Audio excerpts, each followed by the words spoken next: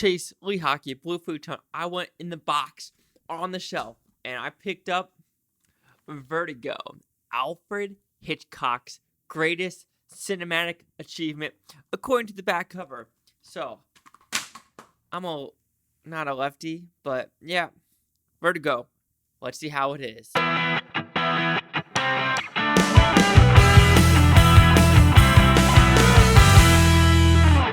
I feel like before reviewing this movie, I gotta give a little bit of a background to Vertigo. So this was made in 1958.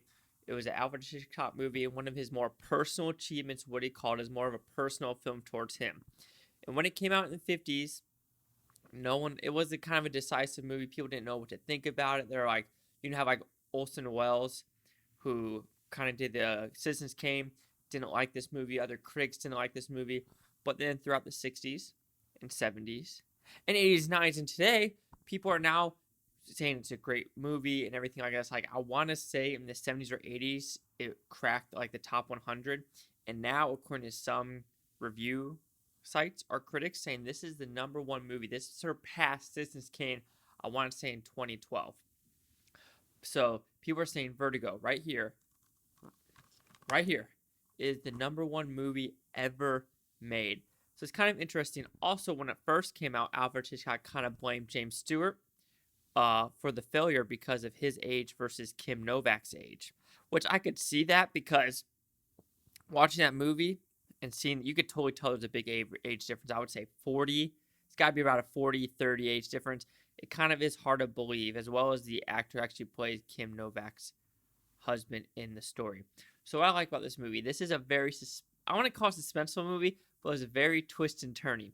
The first hour is slow. I will give it that. The first hour is the build-up of what James Stewart is doing in this movie, why he has vertigo. So they set it up in the very first scene, but then they kind of explain he's out of the police force. Now he's kind of sucked back into the police force. Not really the police force, but be a detective to help his friend out, because he thinks his wife is possessed by an old, I want to say Italian, French person, Spanish person. And so with this, James Stewart has got to investigate why his wife has gone crazy. But then at the halfway mark, it goes off in a very good way of something happens to some of the characters. And then that last hour of the movie, twists and turns galore of what James Stewart is going through, what his visions are, what he's seen, and just his obsession. This is a movie straight up about obsession, of how what happens to him in his life and how he just can't fathom what's happening to him. So this is a very interesting movie. You guys say like in the 50s, and I mean, this has got to be a revolutionary movie in the 50s and the 50s. I want to say 50s and 60s, but this was 58. But one silly thing about movies like this, like the first, I would say 20 minutes of him following her, it's very, very, very noticeable. Like, come on now, girl. You're driving that car. You got to know someone's following you for weeks now. Same car, like always on your tail and everything. So I always kind of find that funny in movies, how people don't look around their surroundings to see who's actually following them or not. When the hour mark hits and they tell you the twist of what actually happened, you're like, okay. And then they bring you another twist and then you go, oh, okay, this is like, good job. Like, this is smart writing, very smart writing. And then the very end scene. The very end scene. I was on this couch watching the TV, and it happens, and then a Paramount Pictures thing happens, and I start laughing. I said, that's how they ended the movie? I was like, unreal. That's how you're ending this movie. It's crazy how you're ending it. But Vertigo, I haven't seen a lot of Alfred Hitchcock's movie. I've seen this one, North by Northwest, and Psycho are the only three I've seen. So I need to kind of like see a lot more of his movies. But as Vertigo goes, I think I like North by Northwest better and Psycho than Vertigo, because Vertigo, like I said, the great acting. And there's also a subplot with James Stewart's kind of friend, kind of a love interest that she likes him a lot. It kind of goes to a subplot, but it kind of disappears. Like, I would say about an hour and 15 minutes into the movie when she visits him in the hospital, and it kind of just ends. So you're like, okay, that's an interesting subplot that I don't see it.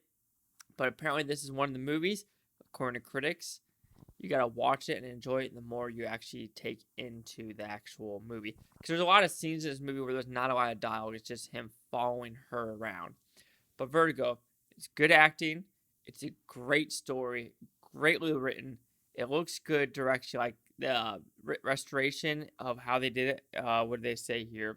I don't know. They don't talk about the restoration, but it says like it is a great motion picture. It demands multiple viewings, recognized and echoes for 100 years, 100 movies. But yeah, Vertigo, it is a good movie, but the first hour is very, very slow in my opinion. They could have done a little less with that, but I mean, I'm not the filmmaker here. But Vertigo is a good movie. I recommend watching it for the last hour because that last hour, because this is an hour and 10-minute movie, which is pretty long. This is kind of long, but yeah, 2 hours and 9 minutes. But Vertigo, well, I get it. It will receive a 4 out of 5 with Futons. It goes at 80%. So see the critics' news scores gave this film. So Vertigo has a 95 with the critics, with 75 of them, and a 93 with the audience score. There's 102,299, and here's the critic consensus. An unpredictable, scary thriller that doubles as a mournful meditation on love, loss, and human comfort. So I wouldn't call it a scary thriller. Like I said in the beginning, it's an obsession movie. This is very much an obsession movie because what James Stewart, what James Stewart does to this character at the last half of the movie, it is kind of creepy and it does get in a weird territory. But I mean, and it is a weird territory. It's really weird. Let's put it that way. But at Vertigo, have you seen it? I recommend watching it, but it is very slow in the beginning. I'll give it that because it is slow in the beginning. That's what I could say.